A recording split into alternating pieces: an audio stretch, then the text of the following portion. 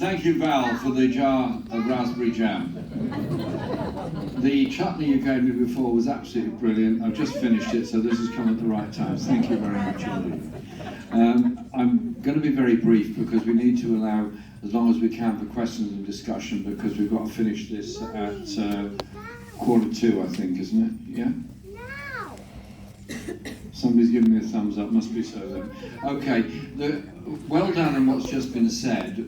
This is absolutely the right way to do things. That yourparty.uk is not the recreation of the Labour Party, it's not the recreation of anything that mirrors any other existing political party. I want the whole thing to be really democratic, open, community-based and involved.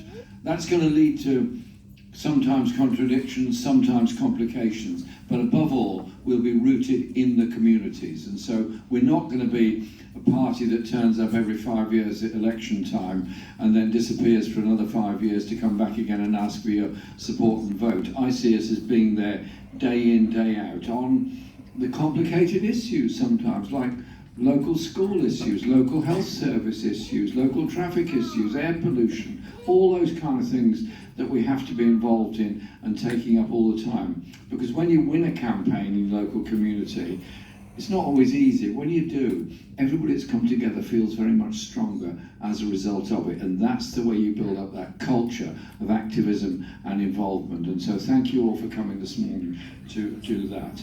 The reason that it's taking some time to set it up is exactly that we want this community and culture to develop together. Now, the people that have come forward to support this operation are very mixed. Some been in the Labour Party, some very active in unions, some in other political organisations, some in various single issue campaigns, some that have never been involved in anything ever before.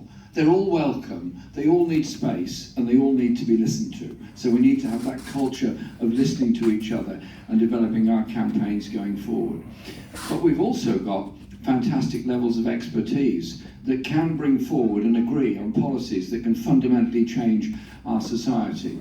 Policies, for example, on a community care service that is parallel to the National Health Service but separate from it, that gives care on the basis of free at the point of need on exactly the same way that the NHS operates. The government has once again kicked the can 5 years down the road on dealing with the issues of social care. We're not going to do that. We're going to take the issue on because it's so massively important to so many people all over the country. They say a care service is very expensive. Yeah, it would be.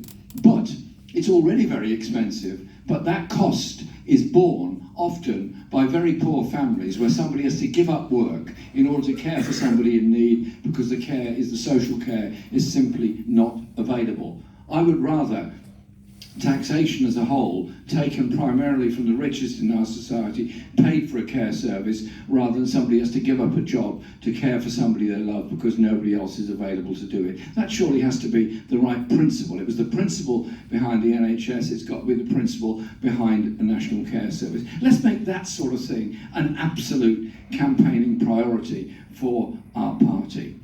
This government has failed to end the two-child benefit cap, tried to take PIP payments away from those with profound disabilities, knowing full well that taking £5 billion out of the PIP budget would leave many people unable to go without help to the bathroom, prepare basic food, even dress themselves. They were prepared to take that away. And indeed they tried to take it away. Campaigners fought back and we got a postponement on it, but there's still a review going on. And I'm very worried about that because I think the agenda is still there. Liz Kendall herself said they would rather spend the money on the budget for armaments rather than on disability. Well, that's wrong, just plain wrong. The priority should be those in the most desperate need, and that's where that money should be spent. The review is still going on. I think a review should not be held by the government or by government ministers. It should be held by the disability organisations. And we, as yourparty.uk, include many people within our support base who are in receipt of PIP or know people who are, They're the ones who should propose the policy. They're the ones who should examine it. So we'll set up our own commission on it that will give a report which we can use again as a campaigning tool. So you see where I'm coming from on these ideas, that we use our strength and our interest and our commitment to develop these things. There's an awful lot of other things I could say, but I just want to finish very briefly on this so we've got time for questions. The big march tomorrow is on Gaza. It's going to be the biggest ever Palestine march in the history of this country. I will absolutely be there, as I've been on all the others. And whilst I obviously welcome the fact that the shooting or the bombing apparently has stopped at the present time, but I just had a message an hour ago which indicates it hasn't, I can't be the only person that's utterly disgusted at watching children starve to death, die because of lack of food, lack of medicine, lack of water, lack of anaesthetic, lack even of antiseptic before operations are performed upon them. And the horror that this country, this government, has been involved in supplying the weapons that have done that bombing, supplying the parts for the planes that have done the bombing. I'm just disgusted by it. And the historians in 100 years' time are going to say, what on earth were British, European and American politicians doing, arming Israel to kill 60,000 known deaths in Gaza and more going on? We will stand absolutely with the Palestinian people for the withdrawal of all Israeli occupying forces from Gaza. We'll carry on doing that.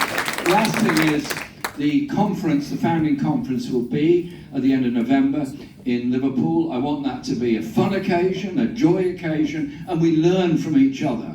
Everybody feels welcome and included in it. And over the next, 6-7 weeks until then, we're doing a lot of what we call deliberative meetings all over the country. I've got a very full diary of all these, where we're taking questions, debate, listening to the kind of structure people want within the party, and we'll try and form that together.